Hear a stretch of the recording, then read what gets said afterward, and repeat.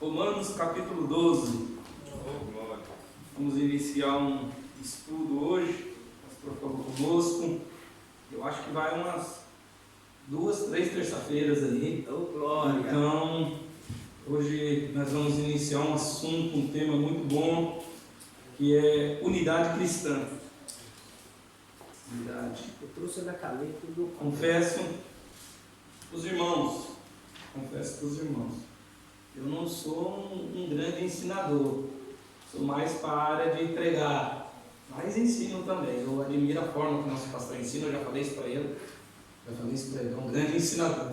E eu vou indo, eu me empolgo, eu vou me empolgando e vou saindo do rumo do ensino, mas Jesus sabe de tudo, né? Nós temos que compreender de todas as maneiras o nosso chamado. Hoje nós vamos falar um pouquinho sobre isso.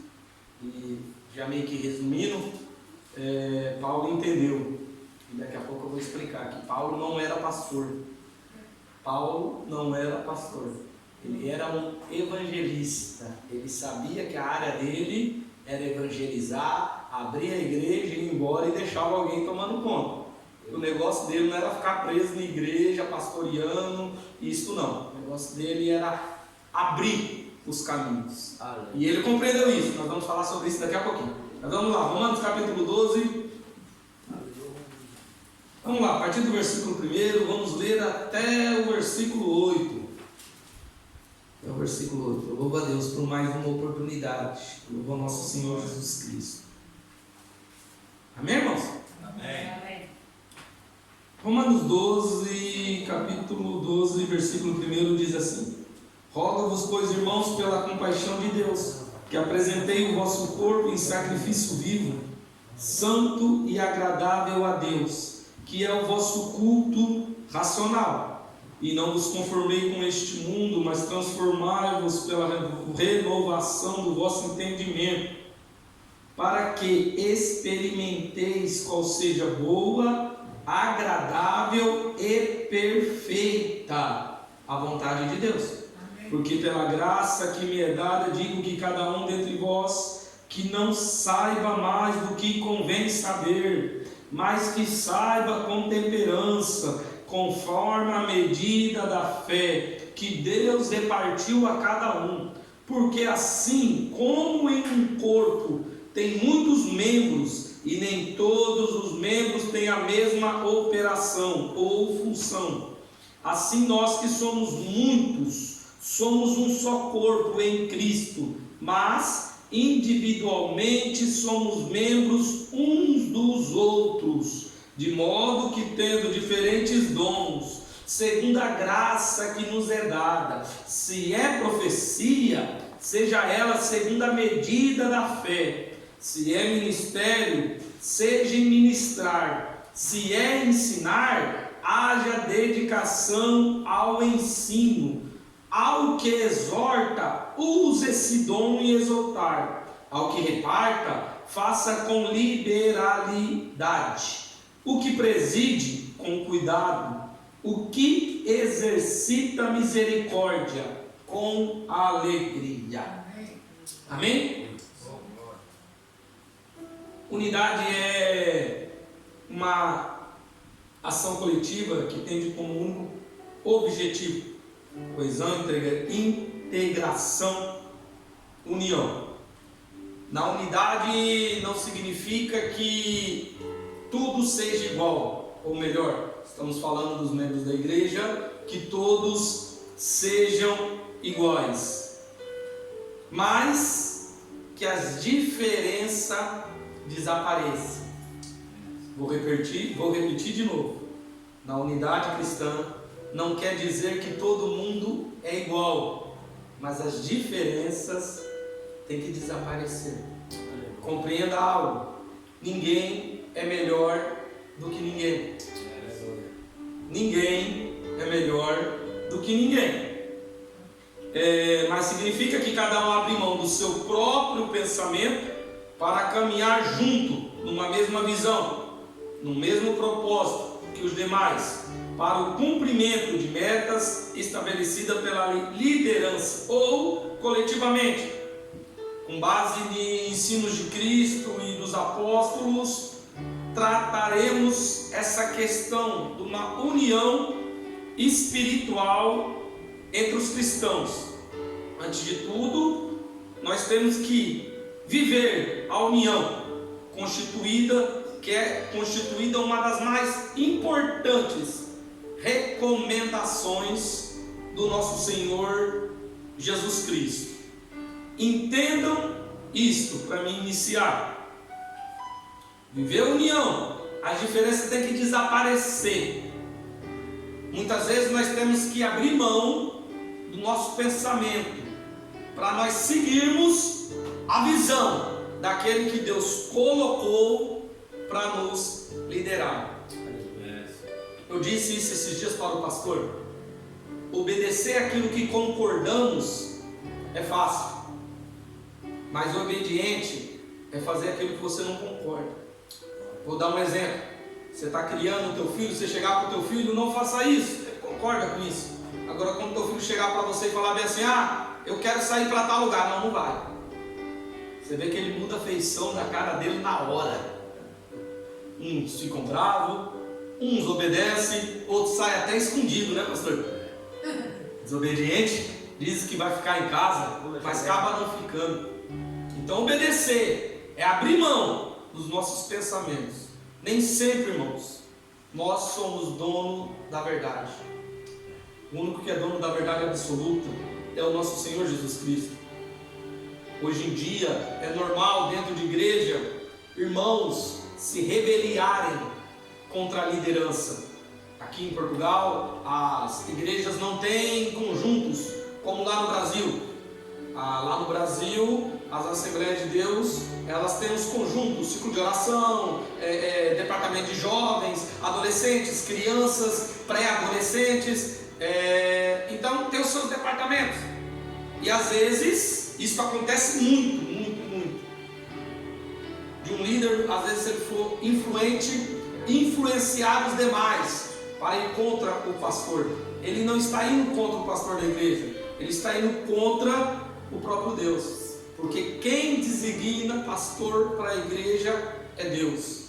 7 cartas foram escritas para 7 igrejas da Ásia Menor, mas nenhuma foi direcionada primeiramente aos irmãos. Pode ler todas as 7. Ao anjo da igreja, está em Éfeso, ao anjo da igreja de Laodiceia, ao anjo da igreja de Tiatira, ao anjo da igreja de Filadélfia, porque Jesus Cristo sabia que aquela igreja foi dada na mão de um líder, e quando é direcionada ao líder, a cobrança vem no líder, e o líder cobra os liderados. Sabendo Jesus disso, ele direciona, ele não direciona a igreja, a carta escrita à igreja de Éfeso, não, ao anjo da igreja, ao anjo. Então compreendam isso. Quando nós decidimos obedecer a Cristo, nós abrimos mão de muitas coisas, de pensamentos, de ideologias e até de coisas que acreditamos, para fazer aquilo que Cristo nos designou. Dentro da igreja não é diferente. Um líder é constituído, e este líder tem os pensamentos, concordando eu ou não, Deus o pôs. Cabemos nós obedecer, porque dentro da obediência nós estamos vivendo aquilo que Cristo colocou para que a igreja vivesse. 1 Coríntios capítulo 1, versículo 10 e 11. Vou estar lendo aqui para os irmãos, porque o microfone não pode estar passando, então vou estar lendo. 1 Coríntios capítulo 1, versículo 10 e 11. Rogo-vos, porém, os irmãos, pelo nome do nosso Senhor Jesus Cristo, que digais todos uma mesma coisa. Vou parar aqui. Olha o que Paulo está nos ensinando. Tenham todos o mesmo pensamento. Digais a mesma coisa. E ele continua nos dizendo: e que não haja entre vós dissensões, antes sejam unidos em um mesmo sentido e o mesmo parecer. Paulo já começa a exortar a igreja de Corinto. E a igreja de Corinto é uma das igrejas que nos dias atuais, no meu tempo de ministério, no meu tempo de crente, eu não conheci uma igreja que se compara com a igreja de Corinto. A igreja de Corinto tinha todos os dons ministeriais foi depositado lá dentro daquela igreja. Tinha profeta, tinha intérprete de língua, tinha quem falava em língua, tinha dom de cura, tinha dom de tinha tudo. Mas ter todos os dons não quer dizer que estão andando segundo a vontade do nosso Senhor Jesus Cristo. Coloque isso na cabeça de vocês. Não quer dizer isso. Porque os irmãos tendo, um tinha um dom que chamava mais atenção, o outro tinha um dom que chamava menos atenção. Eles deixaram isto adentrar dentro do coração deles. Deus não tirou o dom deles, mas começou a ter problemas dentro daquela igreja. Eu estou dizendo uma igreja que foi constituída de um dos maiores pregadores que a terra viu. A igreja que tinha Apolo, um grande ensinador, como ministro, e ganhou muitas almas lá em Coríntios. Só que isso começou a ter um problema, porque o grupo que foi ganhado para Jesus por Paulo começaram a achar que era melhor do que o grupo que foi ganhado para Jesus por Apolo ou por Cefas, e começou a ter problema dentro da igreja. Os grupinhos começaram a surgir e a igreja ficou dividida. Aí quem vinha visitar achava que estava tudo bem, porque chegava lá, via os dons que Deus tinha colocado naquela igreja. Ao lado falava: está uma bênção. Mas na verdade era apenas uma casca, que por dentro os irmãos estavam contaminados, de uma tal maneira que o pecado convivia dentro daquela igreja, e uns até apoiavam, rapaz, e mais na frente Paulo exorta essa igreja sobre isso. Não vou falar sobre o pecado, não vou entrar neste assunto, porque não é sobre isso que eu quero ensinar. Ele ainda continua dizendo: porque a respeito de vós, irmãos meus, me foi comunicado pelos da família de Chloe que há contenda entre vós. Quero dizer com isso que cada um de vós diz: eu sou de Paulo, eu sou de Apolo, eu sou de Cefas, e eu sou de Cristo. Está Cristo dividido? Cristo está dividido por acaso? Por acaso foi Paulo que foi crucificado? Ou foi Apolo? Ou foi o próprio Cristo? Isso é o Paulo dizendo para a igreja de Coríntios, querendo que aquela igreja tornava a ser uma igreja unida. Compreenda isso, meus irmãos. Independentemente de quem está atrás deste microfone, quem faz a obra é o nosso Senhor Jesus Cristo. Aleluia. Independentemente de quem esteja pregando, quem faz a obra é o nosso Senhor Jesus Cristo. Independentemente de quem esteja cantando, quem faz a obra é o nosso Senhor Jesus Cristo. Ele usa seres humanos na terra, mas o ser humano não tem poder de usar o nosso Senhor Jesus Cristo. Só que isso começou a dar contenda dentro da igreja de Coríntios. Hoje em dia, a igreja do dia atual vive isso. Às vezes faz caravanas para ir ver tal pregador, mas quando é tal pregador, irmão, não, hoje eu não vou não. É fulano que vai pregar, o sangue de Jesus tem poder. Acontece. Infelizmente, ouvimos isso. Entenda, quem usa é Jesus, e quem perde é nós quando nós deixamos de cultuar por causa dessas coisas. Porque às vezes Deus preparou a nossa bênção naquele dia. Aí tu olha e fala assim: eu não vou não, porque é fulano. Aí, me desculpa o linguajar, aí se lasca. Aí perde. Aí perde. Entenda, quem morreu por nós foi Cristo, não foi homem nenhum nessa terra. Aleluia. Compreenda isso. Toda glória é dada para Ele. Nós só somos instrumento, cada um, naquilo que Cristo chamou. Daqui a pouquinho nós vamos adentrar disso.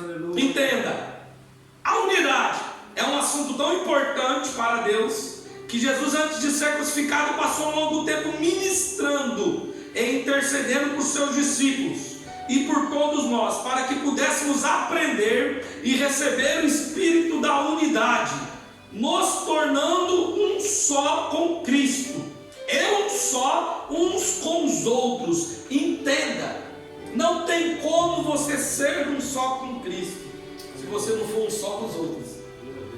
Aí você fala, você está doido, pastor Juliano? Eu falei agora em um versículo sobre isso. Entenda o que Jesus estava ensinando para os discípulos. Olha a rachadura que já havia dentro dos discípulos.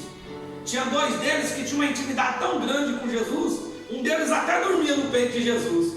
Aí um foi lá na mãe e falou, mãe, quem sabe a mãe tinha bastante amizade com Jesus, né? E os demais tinham vergonha, mãe, dá um toque nele lá. Eu estou conjecturando isso aqui. Fala com ele lá. Para quando, já que nós dois somos íntimos dele, a senhora também, vai lá e fala com ele. Quem sabe quando nós morrer, põe um lado outro do outro, para todo mundo ver que nós dois somos melhor do que os demais. E não é que a mãe dele foi lá falar com Jesus? Ô mestre, quando estiver no teu reino, põe um filho meu do lado direito e põe o outro do lado esquerdo. Estou falando de João e Tiago. Jesus olha e fala, isso não convém. Isso não convém a mim. Não é porque João deitava no peito de Jesus que para Jesus João era melhor do que os outros. Não, só tinha mais intimidade. Mas eu não quero falar sobre intimidade nesta noite. Mas não havia diferença. A mesma misericórdia que foi derramado na vida de João foi derramado na vida de Judas. Que Judas, pastor? Judas Iscariote, o traidor. A diferença é que João aceitou a misericórdia e deixou Cristo trabalhar dentro do seu interior e se tornou uma nova pessoa, e Judas não. Mas não teve diferença do derramamento de misericórdia para resgatá-lo. O mesmo Cristo que escolheu a João, escolheu a Judas. A diferença foi na escolha dos dois. Judas decidiu continuar sendo a pessoa má que ele era. E Jesus sabia, porque quando aquela mulher foi lá e derramou aquele azeite muito caro na vida de Jesus, e Judas deu uma olhada e falou assim, rapaz, por que não vendi isso aí? Dava 800 denários, ia dar um dinheirão para nós ajudar os pobres. Aí João deixa bem claro, isso porque Judas, ele cuidava da finança e roubava. E Jesus sabia disso. Mas mesmo assim, Jesus deu chance a Judas, aleluia, até os 49 do segundo tempo. Aleluia. Aí você vai falar assim, pastor, você está de brincadeira. Então não, explico para vocês. Estou fugindo um pouquinho do assunto, mas eu explico. Quando Judas trai a Jesus, Jesus faz aquela cena do bocado, ó, vai lá, faz logo. Ele foi lá e fez o que tinha de ser feito. Mas a misericórdia de Jesus foi na vida de Judas até os 49 do segundo tempo. Judas que não quis. Quando tinha que ser feito, aconteceu que foi Jesus ser preso. O ponto que Judas diz para os soldados é: aquele que eu beijar é o Cristo. Estava escuro, vocês prendem ele. E assim Judas fez. Quando ele beija Jesus, Jesus é hipócrita? Sim ou não? Nunca. O que Jesus faz? Pega no braço de Judas e olha para Judas e diz: o que tens comigo? Meu amigo. Aquela era a oportunidade do arrependimento. A oportunidade dada aos 49 do segundo tempo. E o que Judas fez? Saiu e foi embora. Ele poderia ter se arrependido naquele momento. Você fala assim, pastor, mas tinha que cumprir as escrituras. Tinha que cumprir as escrituras de entregar a Jesus. e Jesus já tinha sido entregue. Deus não faz acepção de pessoas. Nós fazemos. Seres humanos fazem. Às vezes, vou encostar mais nesse aqui que eu posso ser beneficiado com isso. Às vezes tem dinheiro, às vezes tem uma influência, às vezes tem algo que beneficia a mim. O homem faz acepção de pessoas. Cristo não. Ele não está nem aí para cor, para poder aquisitivo, para nada. A morte na cruz foi para que todos tivessem direito da salvação. Todos, sem exceção. O pior dos piores bandidos, ele tem direito da salvação, mas para isso, ele tem que querer adquirir a ela. Aleluia, Jesus. Às vezes, nós olhamos Barrabás e falar que o povo preferiu Barrabás é algo assim que os irmãos, ou às vezes para quem não conhece a história de Barrabás, acha assim, mas era um qualquer. Não. Barrabás, se fosse nos dias atuais, era o pior bandido que existia. Ele matava sem dó e piedade. Ele não matava apenas para roubar, ele matava por prazer. Meu Deus. Mas a misericórdia de Cristo foi estendida por ele. Jesus deu a vida para que Barrabás continuasse a ter vida. Ele fez isso por você. Glória a Deus. Ele não olhou os seus defeitos. Aleluia. Ele não olhou os meus defeitos. Ele não olhou os nossos defeitos. Ele deu a vida para que nós continuássemos a ter vida e mais vida em abundância. Oh, glória a Deus. Compreenda isso. A morte de Jesus não foi em vão para cada um de nós. Mas continuando, João capítulo 17, versículo 21 a 23, diz assim: para que todos sejam um. Pai, como tu está em mim e eu em ti, que eles também estejam em nós, para que o mundo creia que tu me enviaste. Dei-lhes a glória que me deste, para que eles sejam um, assim como nós somos um. Eu neles e tu em mim, e que eles sejam levados à plena unidade, para que o mundo saiba que tu me enviaste e o amaste, como igualmente me amaste. Essa aqui está na linguagem dos dias atuais, então pode estar um pouquinho diferente da tua, mas é isso que quer dizer. Olha o que Jesus está ensinando. Primeiramente, para que todos sejam um. Se nós não compreendermos e não sermos um, não estarmos unidos em nossos pensamentos, nós deixamos de viver isso aqui. Que eles também estejam em nós. Um dia Jesus começou a fazer milagre, aí começou a expulsar demônio que ninguém expulsava. Aí os homens da lei deu uma olhada e falou bem assim: esse aí expulsa por Beelzebu. Quem que é Beelzebu, pastor Juliano? É o príncipe dos demônios.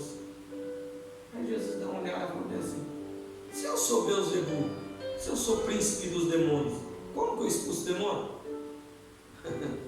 Porventura o reino está subdividido?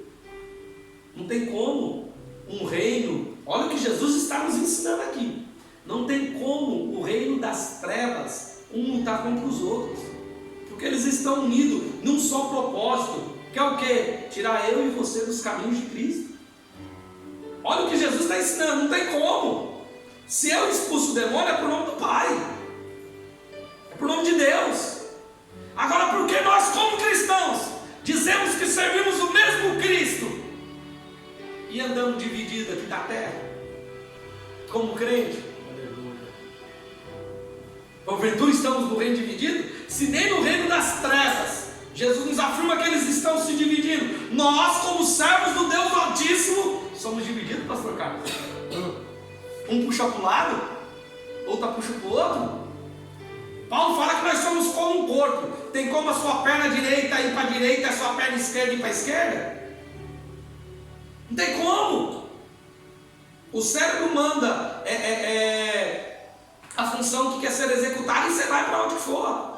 Você pensa, vou reto, você vai reto. Não tem como as pernas, cada uma ir para um lado. Então como que o corpo de Cristo quer andar dividido? Não tem condições. Entendam isso. Os dias atuais têm sido dias difíceis. Pessoas têm se levantado dia após dia para destruir a igreja. Satanás tinha uma estratégia que ela foi mudada. Era qual? Era tirar o povo da igreja. Entenda que hoje Satanás não preocupa muito em tirar o povo de dentro da igreja. Sabia disso, pastor Carlos? A ideia dele agora é o seguinte: é desviar a pessoa dentro da própria igreja. Que a pessoa continue na igreja, mas continue desviada e dando problema lá. Foi louvado aqui hoje que quanto mais tentaram acabar, a igreja cresceu. O demônio não é bobo, ele viu isso. O tanto de cristãos que foram mortos, quanto mais matava, mais a igreja crescia. Aleluia. Hoje em dia não acontece mais isso.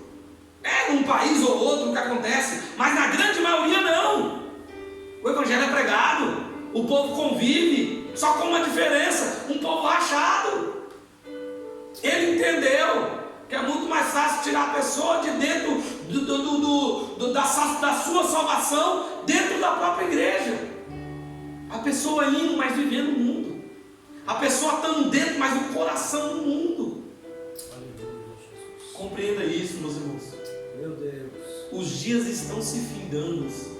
Oh, Jesus. E muitos estão brincando de servir a Jesus.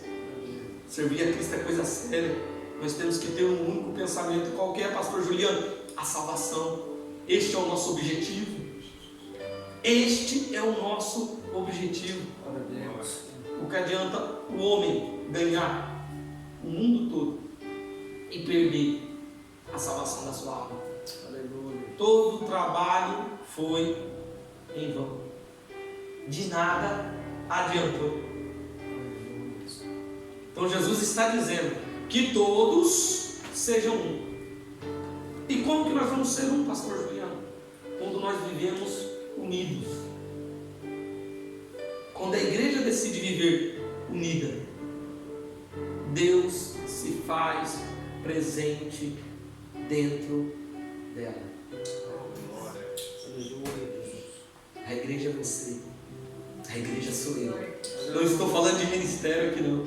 Aleluia. Não estou falando de ministério. Estou falando de nós, como igreja. Nós temos que demonstrar isso lá fora. Nós temos que demonstrar para os demais a diferença. Irmãos, nós se assentarmos, ainda mais com descrente, pior ainda, para falar mal um dos outros, a gente só cria mais problemas. Só mais problemas. Não resolve. Muito pelo contrário. Que pessoa que vai querer adentrar para servir a Cristo num local onde todo mundo é dividido? Não tem como, pastor Carlos. Tem que ser unido num só pensamento. A brecha. Às vezes, irmãos, eu lembro quando eu congregava em Rondonópolis, chegou um casal de irmãos da capital de Cuiabá, e a irmã era muito usada por Deus, muito mesmo. E algumas irmãs do círculo de oração deixou a inveja de entrar dentro do coração e falavam muito mal dessa irmã. E deu um problema no casamento dela, com o passar de anos. Eles vieram a separar e a irmã saiu dos caminhos de Cristo. E o que mais me doeu foi eu ver irmãs dizendo isso. Eu sabia que isso ia acontecer. Eu sabia que aquela irmã não era de Deus. Parece que as pessoas estavam felizes com a queda do próximo. Como que enxerga um Cristo na vida de uma pessoa dessa? Como que enxerga Cristo, meus irmãos? Se Cristo tem misericórdia de nós, mesmo nós sendo pecadores, nós sendo falhos, quando uma pessoa falha conosco, nós não temos misericórdia. Eu lembrei de uma parábola. Um certo devedor chegou para o seu senhor e ele devia uma quantidade de dinheiro e não era pequena.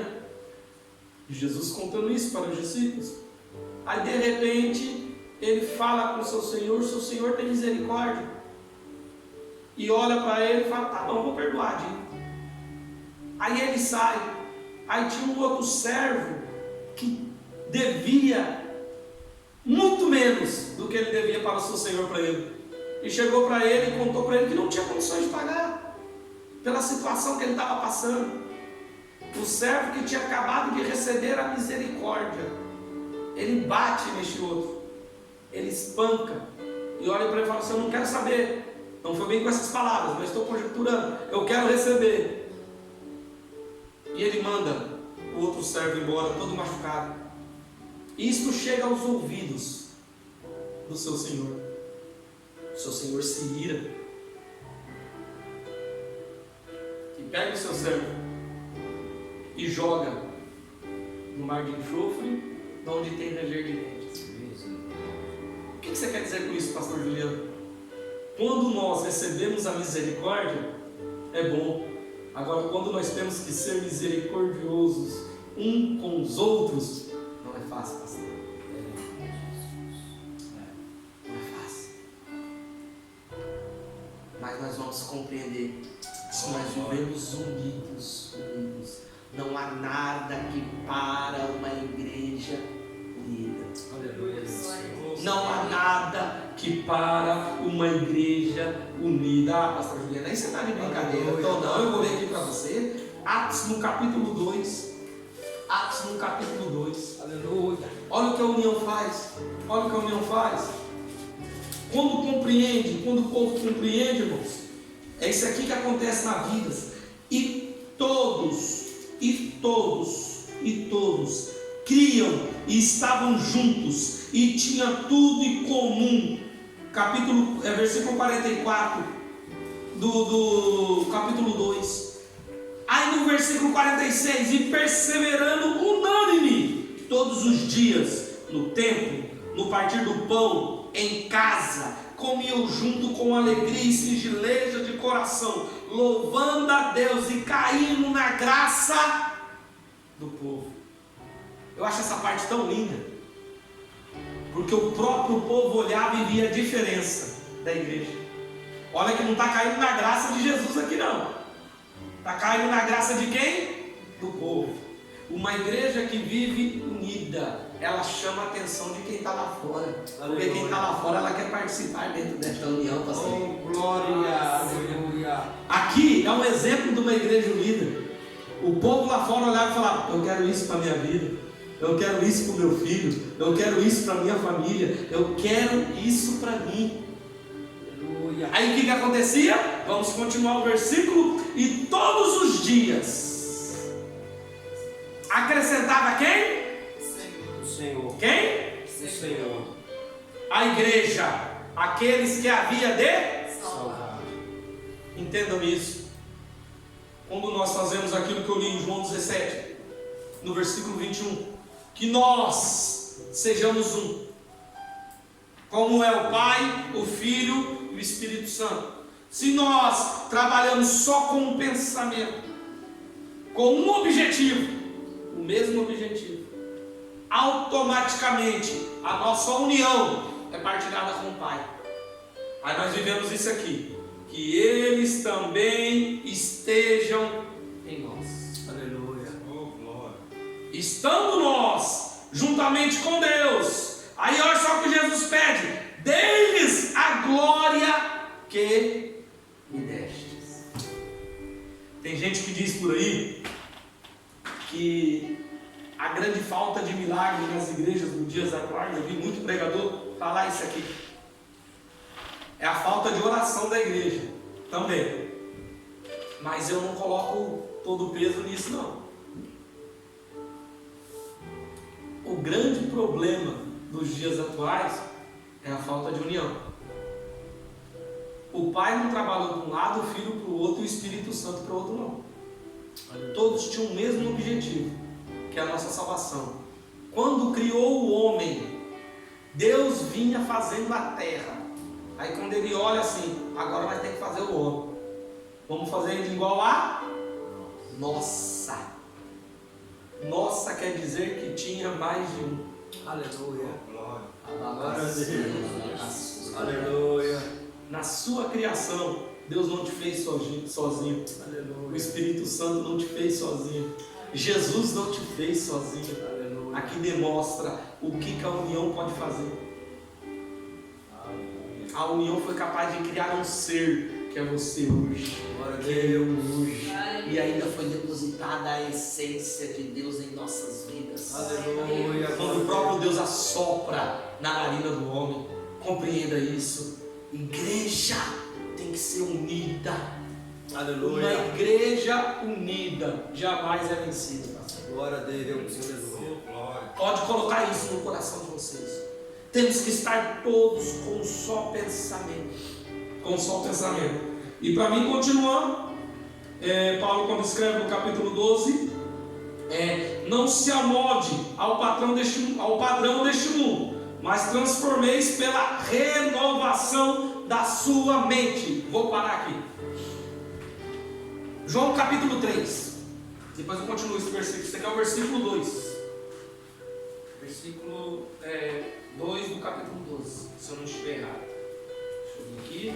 Para mim não perder, os irmãos vão acompanhar. Sim. E não conformeis com este mundo. Linguagem dos dias atual. Não se amoldem.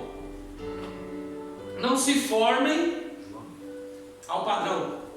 Romanos capítulo 12, versículo 2. Não se amoldem ao padrão do mundo. O que é o padrão do mundo? Vamos lá.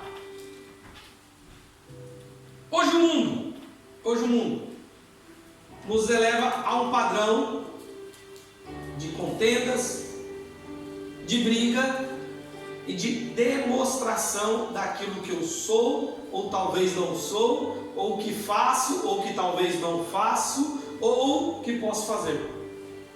O mundo, ele nos leva à divisão, à briga, hoje, para destruir as bases familiares. Porque o mundo sabe, o inimigo de nossas almas sabe, que se a base familiar está destruída, é mais fácil dele cultivar.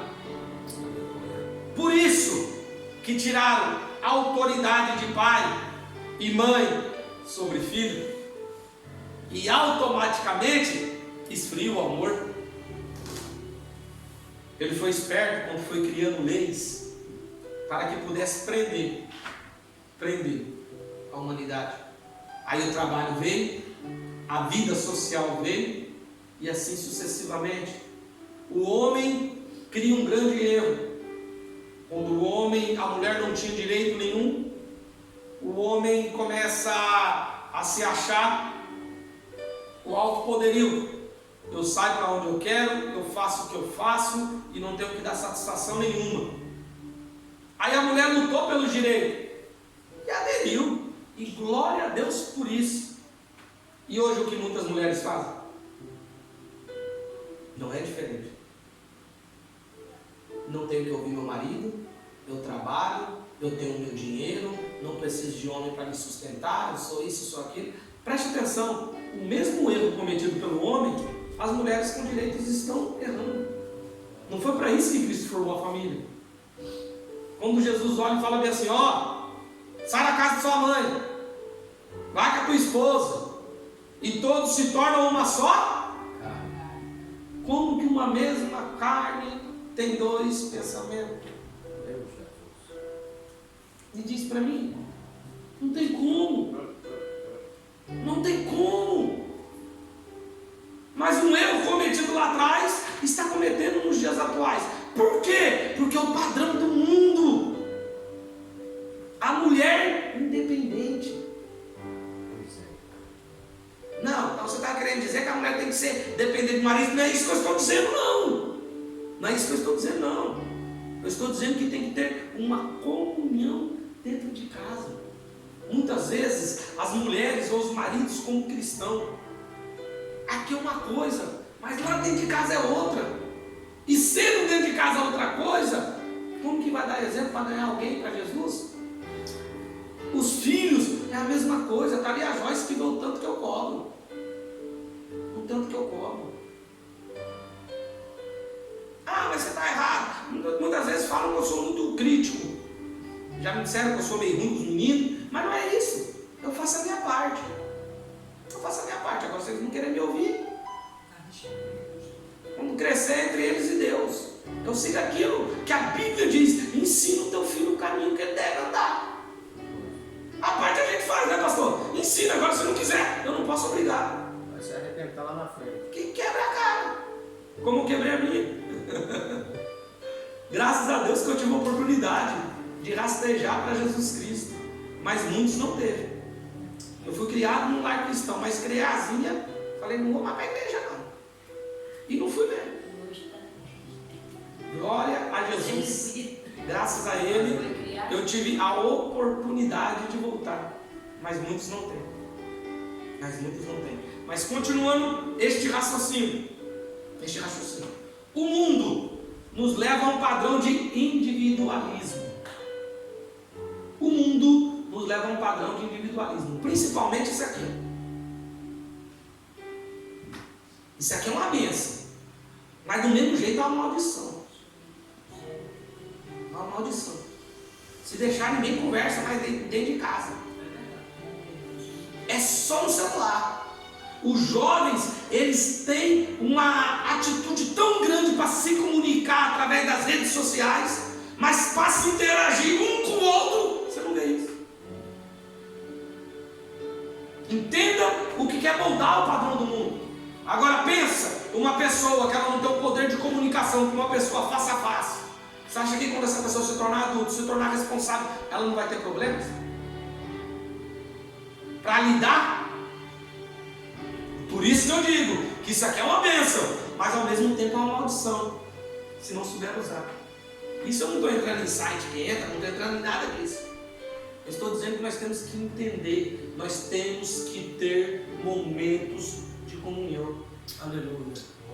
Não adianta dentro de casa você ter 10 filhos e trazer os 10 para dentro da igreja e vocês não passarem um momento juntos. Não adianta.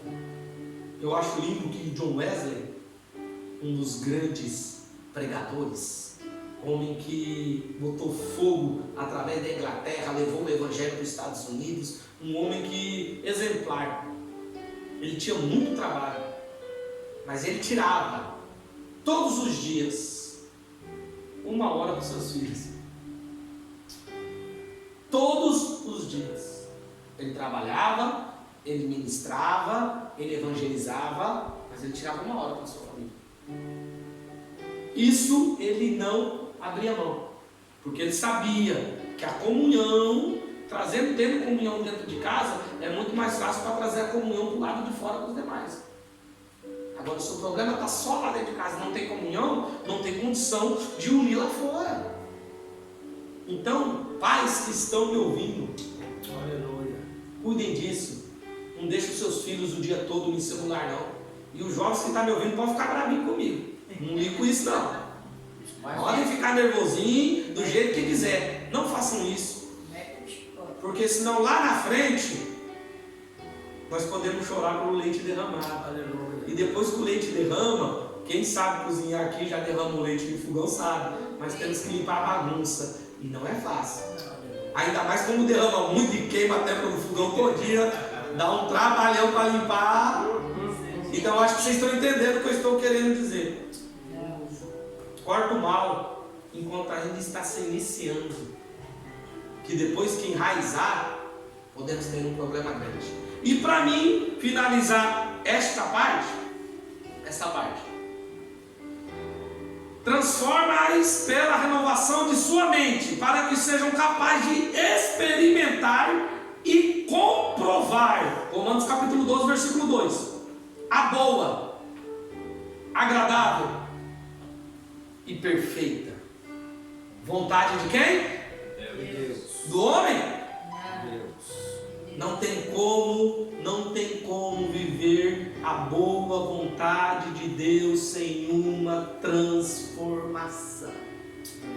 É por isso que Nicodemos foi até Jesus. Aí Jesus olha e fala assim: ô meu filho, tu tem que nascer de novo. Nicodemos ainda quis fazer uma chacotinha. Você está dizendo que eu vou ter que voltar para dentro do ventre? Ele olha e fala assim: rapaz, tu é mestre. É tu que está ensinando o meu povo. E você não sabe disso não, né? Não tem como. Tem que nascer da água. Tem que nascer do Espírito. Aleluia. Se não deixarmos Jesus Cristo trabalhar no nosso interior para moldar as nossas características, nós nunca vamos experimentar a boa, a agradável. E essa aqui é a parte melhor e perfeita. Glória a Deus. E perfeita vontade de Deus sobre as nossas vidas. Jesus tem a perfeição para você. Jesus tem a perfeição para mim. Jesus tem a perfeição para nós, Lucas. Só que para isso nós temos que ter a renovação de nossas mentes. Senão nós nunca vamos viver a perfeita vontade de Deus. Glória a Deus. Aleluia. Temos que abrir mão do nosso eu para viver aquilo que Cristo quer para nós. Somente assim nós vamos chegar naquilo que Cristo preparou. Só que para nós chegar lá, tem que ter um trabalho aqui dentro primeiro. Glória. Aí transforma aqui. Aí eu vou começando a mudar os meus pensamentos. Aleluia. Aí eu começo a mudar os meus pensamentos e fico com os ouvidos abertos. Olha Samuel. Samuel não tinha ouvido aberto ainda. Porque ele nem soube compreender quando Deus falou com Samuel. Rapaz, vai lá em mim me acordando. Oh meu Deus do céu, um sono bom aqui, ó. Babando, dormindo e ele me chamando. Ele falou: ô pai, por que você me chamou? Não, meu filho, eu não te chamei não. Aí volta pra cama de novo. Aí volta: você me chamou mesmo. Segunda vez. Aí na terceira vez que ele vai, ele tinha experiência com Deus. Porque a gente chega aqui, a gente só chega um porrete no erro dele ir, da forma que ele criou os filhos, né? Mas ele era um homem que tinha experiência com Deus. Não estava muito bom na sua velhice, mas tinha experiência. Aí ele ficou até e falou: opa, eu já até sei quem está falando com esse menino aí. Samuel, vou te ensinar algo. Porque quem tem experiência com Deus tem algo para ensinar para os mais novos. Guarda isso aí. Pode até estar bem caído, mas tem algo para ensinar. Aleluia. O negócio é o seguinte, meu filho. Agora, quando você ouvir o teu nome, você dá uma olhada e fala assim: eis-me aqui, Senhor. Aí Samuel deitou. Acho que ele nem dormiu direito. Aí de repente ele ouviu a voz: Samuel, eis-me aqui, Senhor. Aí Deus abriu os ouvidos do menino. E o menino começou a ouvir, compreender. Glória a Deus. Aleluia. Glória a Deus. Oh, aleluia. Ai, eu peguei o antiolabacacilo, vai. Semana que vem nós damos continuidade neste ensino. Eu ia até mais longe, mas Deus segurou aqui. Já é 9h30. Eu quero orar para vocês. Põe de pé. Deus, aleluia. Aleluia. Semana que vem nós vamos dar continuidade, não falte. Esse ensino é muito bom. Eu creio que Deus, essa semana já vai começar a trabalhar em pessoas e você vai começar a compreender que nós temos que viver em unidade. Sermos unidos em casa, sermos unidos na igreja, Aleluia. todos com um só pensamento. Semana que vem eu quero falar de ministério aqui. Semana que vem eu quero falar de umas outras situações que nós temos que compreender. Então coloque isso no seu coração. Se não tiver uma transformação e se nós ficar conformado com o mundo que nós estamos vivendo, vou falar para você, Lucas, não conforme. Tu és a luz do mundo. Amém. Vou falar de novo. Tu és a luz do mundo. Amém. Onde a luz não pode ter Amém. trevas. Porque quando a luz chega, ela faz as trevas desaparecer. Tu perdeu de glorificar. Vou explicar para você antes que eu ore. Na onde tu chegar, você tem que fazer a diferença. Tu é luz. A treva não pode permanecer. Na onde a luz chega, as trevas nunca podem contaminar a luz. Porque a luz tem a capacidade de apagar as trevas. Deus, Abaca